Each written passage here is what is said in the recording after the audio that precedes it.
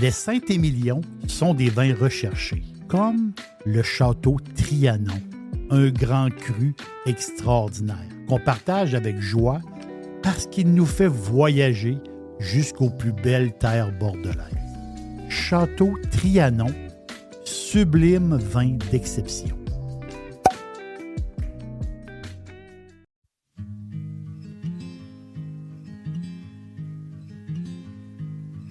Darling, you know that I want things to go our way.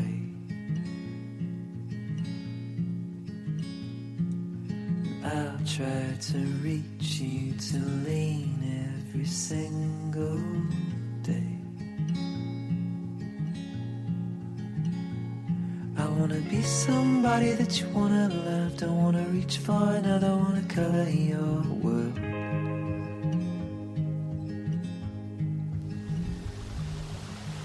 Superbe journée encore aujourd'hui, c'est extraordinaire. Un beau soleil et un vent chaud. J'adore ça.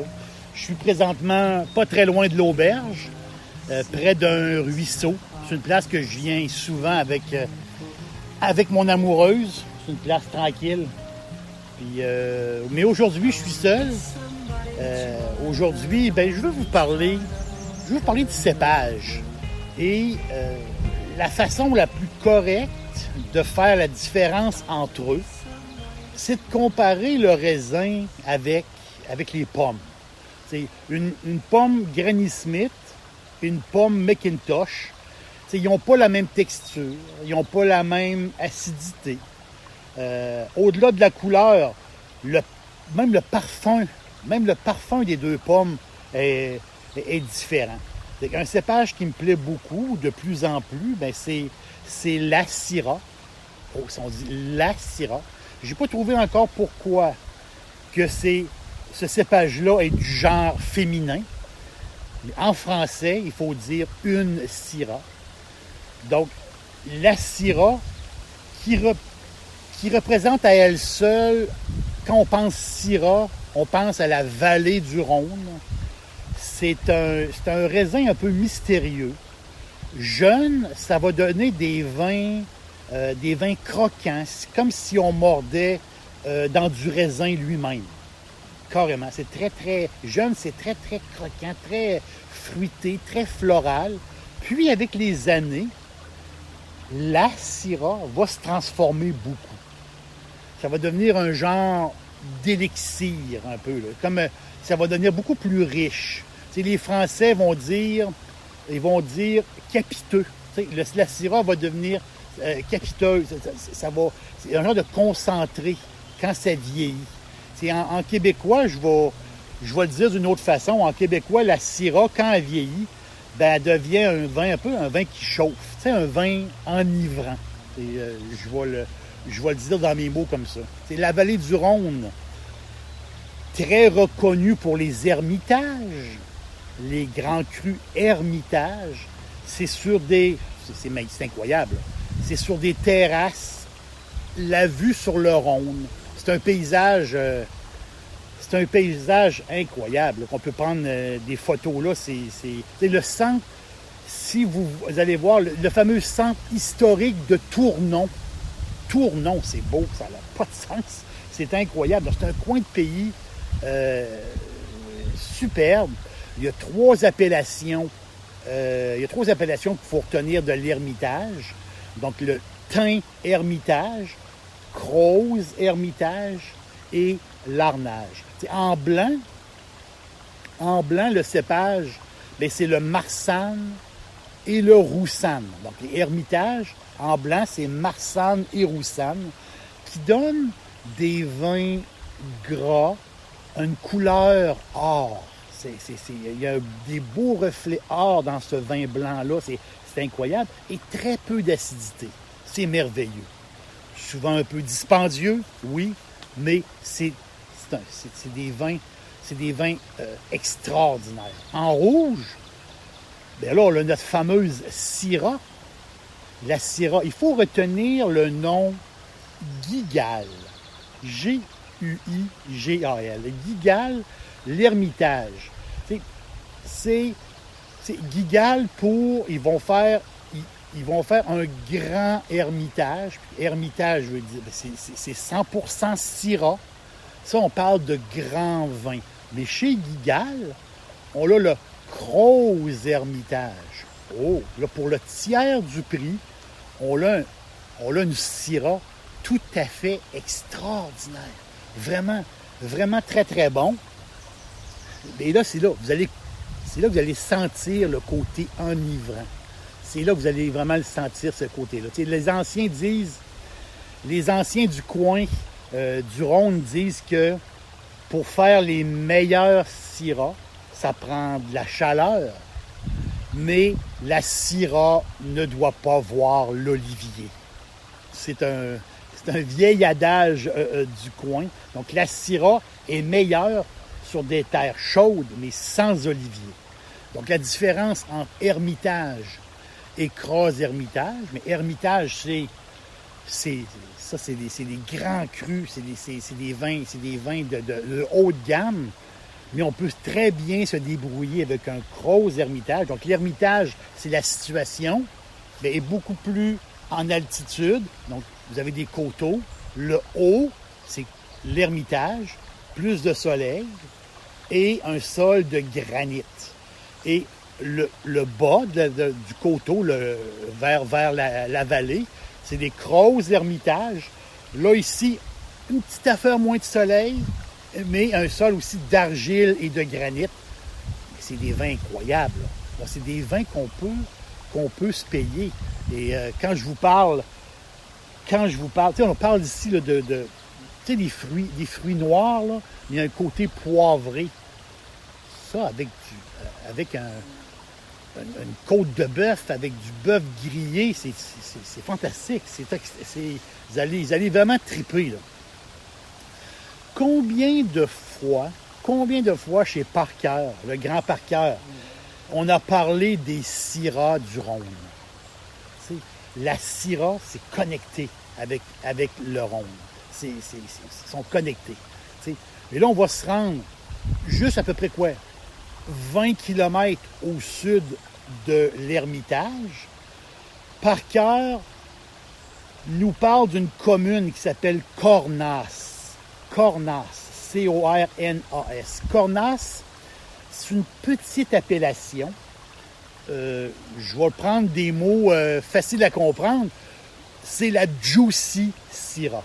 Juicy Syrah. Donc, Cornas, c'est bourré d'arômes. C'est une Syrah là, qui explose. C'est fantastique. C'est un vin qu'on peut boire maintenant, qu'on va être très satisfait. Quand on s'achète un Cornas, c'est un vin qu'on peut boire là. Il n'y a aucun problème. Mais on peut l'en coucher. On peut vraiment mettre des bouteilles pour le moyen et pour le long terme. Et c'est là que cette Syrah-là va se changer avec le temps et va devenir justement beaucoup plus chaleureuse. On ne se trompe pas vraiment avec un Cornas. Là, ici, on parle... Les Français vont dire des griottes. Hein? Souvent, on entend ça, griottes. Mais c'est quoi ça, des griottes? C'est les fameuses cerises un petit peu amères. Les cerises amères, on connaît les cerises de France, les cerises, mais les griottes, c'est comme les cerises un peu amères. Donc souvent, on parle de griottes avec oui, il y a des tanins, mais ils sont présents, mais ils sont quand même très, très doux. Donc, moi, je pense qu'un Cornas, ça peut, pour triper Syrah, pour vraiment là, se faire un plaisir Syrah, c'est Parker qui le dit, Cornas, on va être très, très bien servi. Un que j'ai dans l'esprit, il s'appelle Les Arènes, comme une arène de taureau, là, Les Arènes. J'ai souvenir d'avoir bu une bouteille Les Arènes chez un ami. Lui-même l'avait reçu en cadeau, donc on l'a fouillé un peu dans ses bouteilles.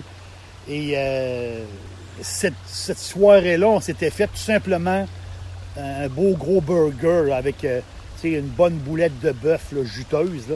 Et là, on l'a ouvert, la bouteille des Arènes. C'est incroyable, c'est fou. C'est fou, on a vraiment passé une belle soirée. Donc, avec du bœuf, là, du bœuf juteux, là, c'est incroyable. Donc, les arènes, c'est chapoutier. Donc, le nom de la maison, c'est chapoutier. C'est un cornas. Les arènes, vous allez triper. C'est une syrah. C'est une syrah superbe. Mais, malgré sa fragilité, puis la syrah est assez fragile, est sujette des fois aux maladies. C'est un cépage qui séduit de plus en plus de vignerons dans le monde parce que c'est un cépage qui a une capacité, puis là, le mot vient pas de moi, c'est le mot technique, si je peux dire, organoleptique. Mon restaurant préféré de poulet frit, c'est Dixili à Charlesbourg. C'est tout à fait extraordinaire. Maintenant, Dixili vous offre l'ultime Monsieur Burger. Un sandwich fantastique avec un gros morceau de poulet généreux et une sauce maison délectable. restodixili.ca. On va se le dire entre nous, ça veut dire quoi? La capacité organoleptique. Ça veut dire que dans la syrah, ceux qui travaillent la syrah, il y a une tonne de nuances. La gamme de nuances et de goûts là, est très, très grande. Et c'est ça qui passionne justement les vignerons. C'est ça qui les passionne, carrément. La grande histoire de la syrah ne s'arrête pas là. La grande histoire de la syrah s'est passée, oui, en France. Mais la grande histoire de la syrah s'est passée aussi de l'autre côté de la Terre. T'sais, au milieu des années 1800. Un dénommé Christopher et Mary, qui partent de l'Angleterre s'installer en Australie. Autant quoi, en 1850 ou à peu près. Ils s'installent près d'Adélaïde. Christopher est médecin et il aime travailler la terre. Et il part avec sa femme. Et je crois qu'il y avait une enfant avec eux. Je vois de mémoire comme ça. Là. Je vous parle. Je suis sur le bord du ruisseau. Je regarde même. Je vois un couple de canards qui est tout près, là, qui s'approche de moi. C'est très, très beau pendant que je vous parle. J'aime bien ça. Donc, le médecin part avec sa femme, part de l'Angleterre, va s'installer à Adélaïde, en Australie. Si on regarde la carte de l'Australie, mais le vin, mais c'est le sud de l'Australie. Le nord, beaucoup trop chaud. Donc, les vignobles australiens sont au sud du pays. C'est vraiment... quand on regarde la carte du vignoble australien, c'est marquant, carrément. Donc, eux, ils partent pour... ce couple-là part pour l'Australie et amène avec eux des boutures, amène avec eux de l'ermitage, donc des boutures, en réalité, de syrah. Donc, on s'installe là-bas et à l'époque, il faut le dire, les goûts étaient très différents d'aujourd'hui. À l'époque, les gens buvaient, en grande majorité, des vins fortifiés. On est dans les années 1850. Donc, on était dans les vins fortifiés, un peu comme, on pourrait dire, des portos, des vins comme ça. Donc, eux autres, ils décident de s'installer là-bas.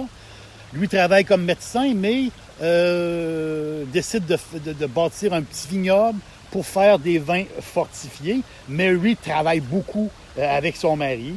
Donc, ils mettent tout leur cœur et leur âme dans ce petit projet-là. Plusieurs décennies plus tard, on passe beaucoup de temps, on se rend dans les années 1950. Le winemaker de l'époque décide. Là, ici, on est chez Penfolds. Ah, c'est ça le nom, Penfolds. Donc, tout le monde connaît Penfolds, tout le monde connaît Penfolds. Quand on pense Penfolds, on pense Australie. Et le winemaker du temps décide de pas seulement faire des vins fortifiés, mais décide de faire des vins tranquilles. Quand on parle de vins tranquilles, On entend souvent ça, vin tranquille. Ça veut dire quoi ça, vin tranquille?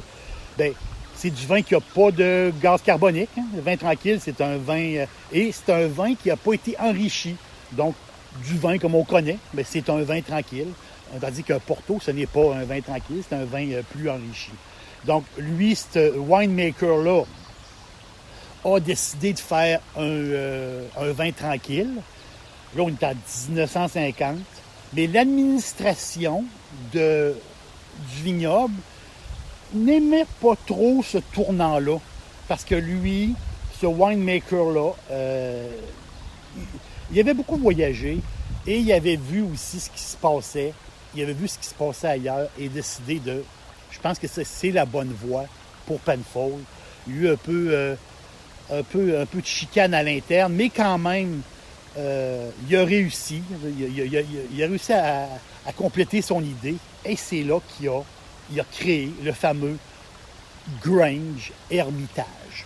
Hermitage à cause du raisin. Le Grange Hermitage, on est dans les années 50. Et ce winemaker-là qui s'appelle Schubert, Monsieur Schubert, bien lui, c'est incroyable, parce que ce gars-là avait commencé à travailler pour Penfolds, je pense qu'il avait 14-15 ans. Et il s'est formé là-bas, et ensuite il a voyagé, et il est arrivé avec ses nouvelles idées. Et c'est là, c'est le début, je peux dire, le début des grands crus australiens. C'est dans ces années-là. C'est grâce à ce Schubert-là qui a fait le fameux Grange Hermitage. T'sais, le Grange, il y a quelque chose de particulier. C'est un grand cru, mais c'est pas un vin de terroir. Les raisons sont un peu spéciales. Parce que lui, il préfère, autrement dit, aller chercher le raisin dans plusieurs vignobles autour, plusieurs espaces autour, qui appartiennent à Penfolds.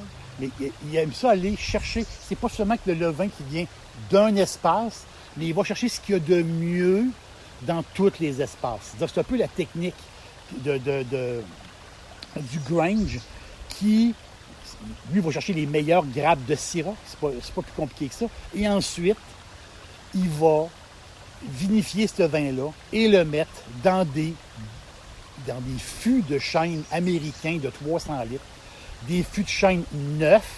Et là, il va faire dormir le Grange 18 mois, va faire dodo. Et le Grange, tu sais, le Grange, aujourd'hui, c'est mythique. C'est mythique, c'est une Syrah mythique, carrément. Et depuis le décès de ce monsieur Schubert, bien, il est passé 3 winemakers chez Penfolds.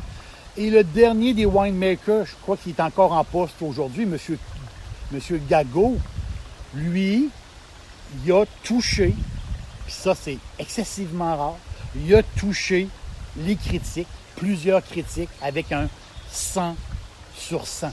Bon, imaginez un vin coté 100 sur 100, une Syrah australienne. Justement qu'à penser à ça, c'est tout à fait... C'est incroyable. Le Grange, c'est le premier grand cru de l'histoire de l'hémisphère sud. Son nom, c'est pas compliqué, son nom vient du cottage. Quand les amoureux sont arrivés en Australie, quand le couple est arrivé en Australie, ils ont acheté une maison. Et cette maison-là, le cottage, avait le nom, c'est un peu comme le surnom de cette maison-là, avait le surnom de Grange. Donc c'est comme ça. L'idée de départ du couple, c'était de faire des vins fortifiés, comme je vous l'ai dit. Mais dans le temps, les vins fortifiés étaient aussi utilisés comme médicaments. Donc, le médecin était wise, était très intelligent. Il s'est dit, bien, je vais peut-être fabriquer mon propre médicament et je vais pouvoir le donner à mes patients. Donc, le vin fortifié était, à une certaine époque, un peu comme un médicament. Ça, c'est le début de Penfolds. C'est le début de cette grande épopée. Mais moi, je pense que, à la blague, je pense qu'il n'y avait pas trop tard que le vin, oui, c'est un médicament. on est la Syrah, okay? C'est le Rhône. La Syrah, c'est l'Australie. Aujourd'hui, l'Argentine, l'Afrique du Sud, les États-Unis et le Chili. T'sais, la Syrah, aujourd'hui, est partout. Et puis, je lisais un article intéressant il y a très peu de temps sur le sujet. Puis, il disait, le résumé un peu de l'article, c'est si les vignerons s'assurent que les rendements ne soient pas trop élevés, la Syrah, il ne faut pas avoir trop de rendement. C'est d'après les professionnels, ils ont la tendance à en vouloir en faire beaucoup.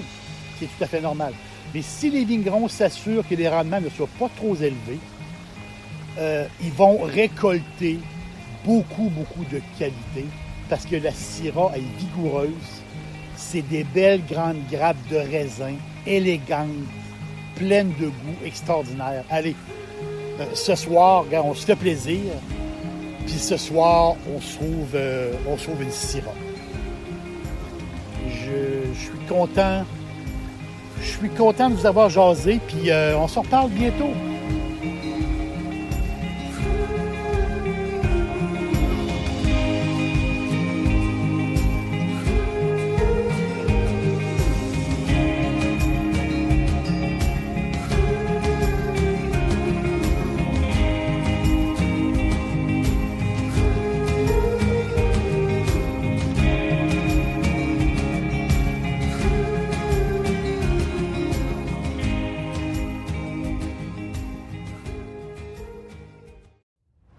J'adore cuisiner et c'est toujours facile avec Firebarn.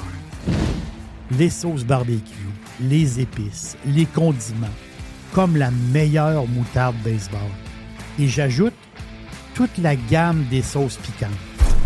Tous les jours, c'est parfait en supermarché ou sur firebarns.com.